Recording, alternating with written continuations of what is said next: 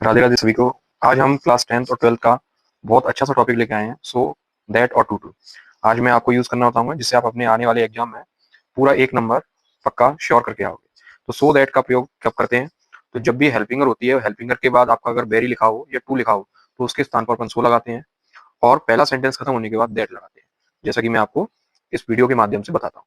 He is very की जगह हमने क्या लगाया? So fast. फिर हमने दैट लगाया। फिर सेकंड वाला सेंटेंस हम पूरा लिख देते हैं, ही कैन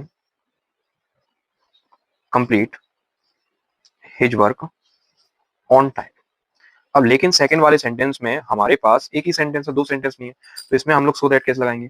तो इसमें भी आसानी सा है, कोई भी ज्यादा दिक्कत वाली बात नहीं है। आपकी हेल्पिंगर के बाद टू दिखे या आपको वेरी दिखता है तो उसकी जगह आपको सो का प्रयोग करना है, सेंटेंस लिखना है। अगर आपको टू दिखता है और या फुल स्टॉप या पहला सेंटेंस खत्म होता है तो वहां पर आपको दैट लिखना है। अब आप एक बात ध्यान रखो कि हमारे पास सेकंड सब्जेक्ट भी होना चाहिए, क्योंकि हमारे सो दैट में दो सब्जेक्ट की जरूरत पड़ती है और दो ही हमारे पास हेल्पिंगर की जरूरत पड़ती है। तो इसके लिए हम लोग क्या करेंगे? तो टी हमारा क्या है? नॉन लिविंग सब्जेक्ट है। अगर नॉन लिविंग सब्जेक्ट होता है तो आप सब्जेक्ट इट बना सकते हो, और यहाँ पर अगर इच दिया है तो आप कैन लगाना। अगर यहाँ वॉच वर्ड दिखता है तो आप कुड लगाना।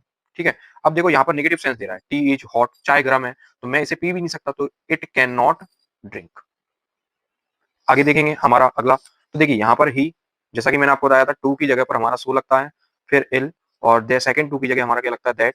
जो पहला सेंटेंस होता है, जो पहला सब्जेक्ट होता है, वही हम सेकंड बनाते हैं। नॉन लिविंग होगा तो इट लगा सकते हो, अगर लिविंग हुआ या प्रोनाउन वर्ड है तो हम उसी वर्ड को लेंगे। जैसे ही दिया है तो ही लेंगे, सी दिया तो सी देंगे, माई मदर आया तो सी आएगा, माई फादर आया तो ही आएगा। यहाँ पर जैसे मैंने आपको बताया था, इज आर एम होगा तो यहाँ पर आपको कैन लिखना है, और यहाँ पर वॉच वर्ड होगा तो क्या लिखना है?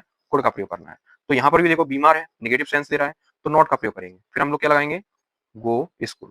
शायद मेरे हिसाब से आपको सो दैट का प्रयोग करना आ गया होगा। टू टू वाले में क्या होता है? हमें एक ही सब्जेक्ट की जरूरत होती है और एक ही हेल्पिंगर की जरूरत होती है। तो इसमें हमें क्या करना है? तो हमें क्या करना है?